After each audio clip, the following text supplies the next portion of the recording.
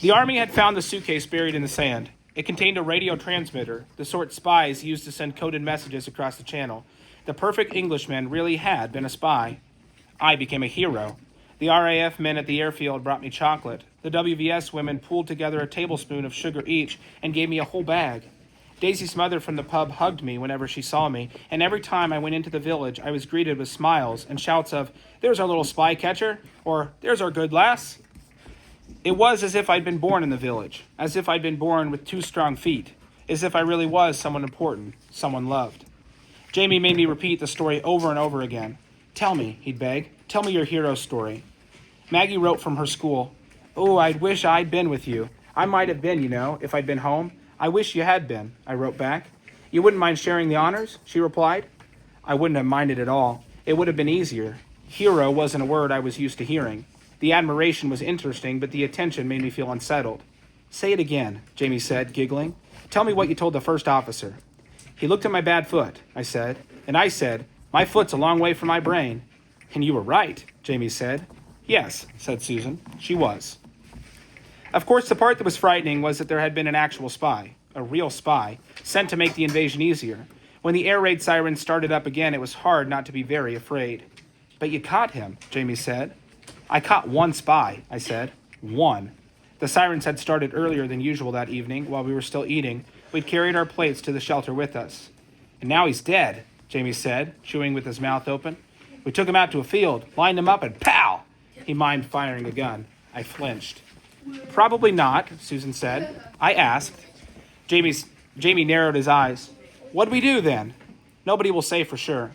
I picked through the boiled potatoes on my plate. Susan had left the peels on because peeling potatoes wasted food, and we weren't allowed to waste food in wartime. I didn't like the peels. England had a lot of potatoes. We were supposed to eat them every day. Probably turned him, Susan said, made him a double agent.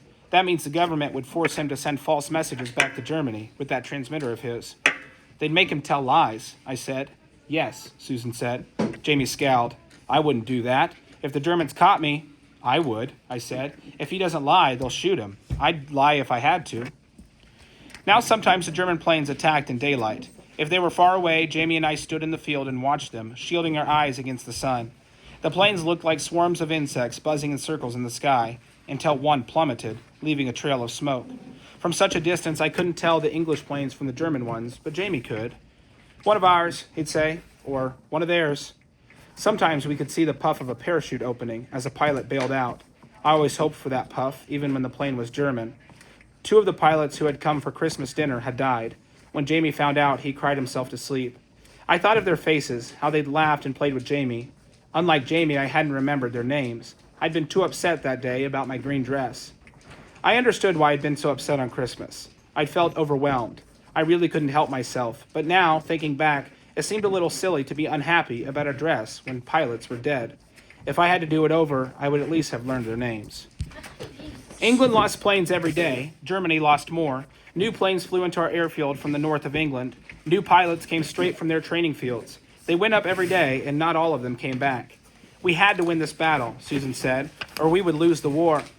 On the radio, Prime Minister Churchill said, "Never in the field of human conflict was so much owed by so many to so few." It meant the pilots were saving us all. It meant they were the only thing keeping the Germans away. September came. I quit attracting so much attention in the village. A week ago, British planes had attacked Berlin. The first time we'd taken the war onto German soil. Fred cackled in delight. "We'll show 'em now." A small piece of damaged German plane had come down on the edge of one of Thornton's wheat fields. Fred gave it to me to take to Jamie. "How do you know it's German?" I asked, turning the scrap of metal over in my hands. "I saw the booger," Fred said. "He was heading back over the channel, trailing parts of his airplane as he went."